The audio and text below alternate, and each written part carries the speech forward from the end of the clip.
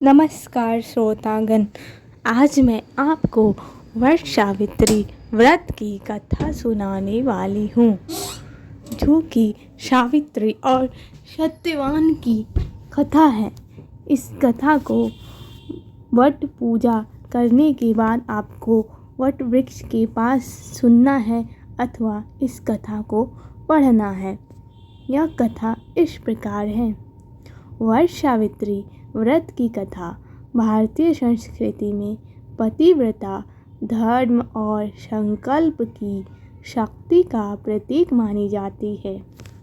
यह कथा मुख्य रूप से देवी सावित्री के पति सत्यवान के प्राण यमराज से वापस लाने के संघर्ष पर आधारित है।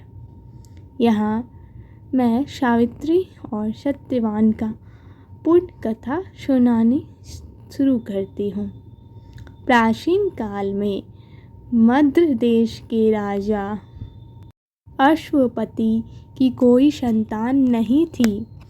उन्होंने विधिपूर्वक सावित्री देवी की आराधना की, जिसके फलस्वरूप उन्हें एक तेजस्वी कन्या प्राप्त हुई, जिसका नाम उन्होंने सावित्री रखा।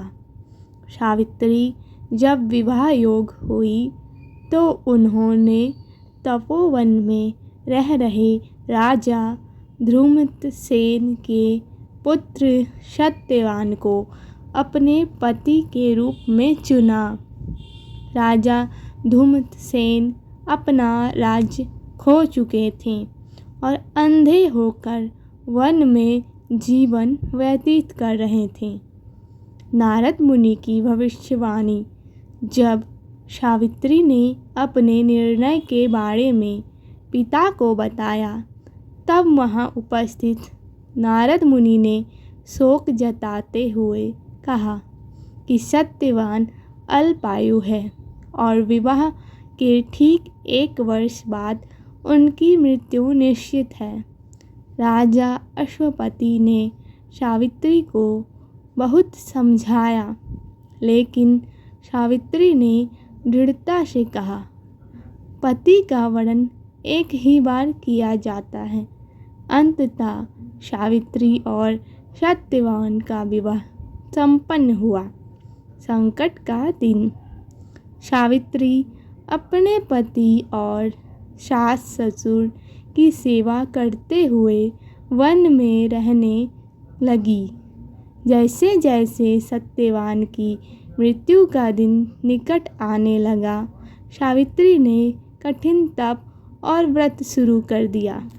नारद जी द्वारा बताई गई तिथि पर जब सत्यवान लकड़ी काटने जंगल जाने लगे, तो सावित्री भी उनके साथ चल दी। जंगल में लकड़ी काटते समय अचानक सत्यवान के सिर में तेज दर्द हुआ और वे एक वट वृक्ष यानी बरगद के नीचे सावित्री की गोद में सिर रखकर लेट गए।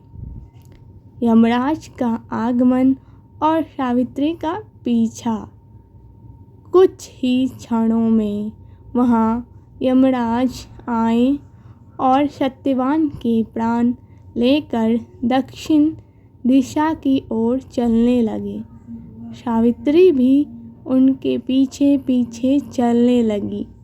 यमराज ने उन्हें वापस जाने को कहा, लेकिन सावित्री ने अपनी बुद्धिमानी और तर्क शक्ति से यमराज को प्रभावित किया। उन्होंने कहा कि जहाँ पति जाते हैं, वहीं पत्नी का जाना धर्म है। सावित्री के वचनों और अटूट प्रेम से प्रसन्न होकर यमराज ने उन्हें सत्यवान के प्राणों के बदले 3 वरदान मांगने को कहा, परंतु पति का जीवन न मांगने की शर्त रखी। पहला वरदान, उन्होंने अपने अंधे सास ससुर की आँखों की रोशनी और खोया हुआ राज्य वापस मांगा। दूसरा वरदान, उन्होंने अपने पिता के लिए 100 पुत्रों का वरदान मांगा। तीसरा वरदान, सावित्री ने बड़ी चतुराई से यमराज से स्वयं के लिए 100 पुत्रों की माता बनने का वरदान मांग लिया। सत्यवान की जीवन रक्षा यमराज ने बिना सोचे तथास्तु कह दिया। तभी सावित्री ने विनम्रतापूर्वक कहा कि एक पतिव्रता स्त्री के लिए पति के बिना संतान कैसे संभव है। यमराज अपनी ही बात में बंध गए और उन्हें हार मानकर सत्यवान के प्राण वापस लौटाने पड़े।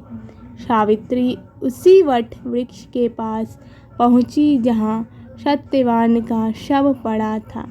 उनके स्पर्श करते ही सत्यवान जीवित हो गए।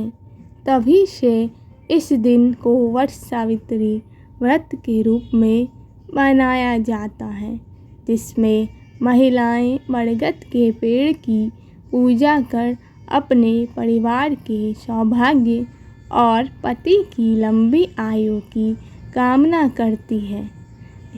महत्व है इस व्रत का कि बरगद के पेड़ को अक्षय माना जाता है, इसलिए इसकी पूजा की जाती है ताकि वैवाहिक जीवन भी अक्षय और सुखमय बना रहे।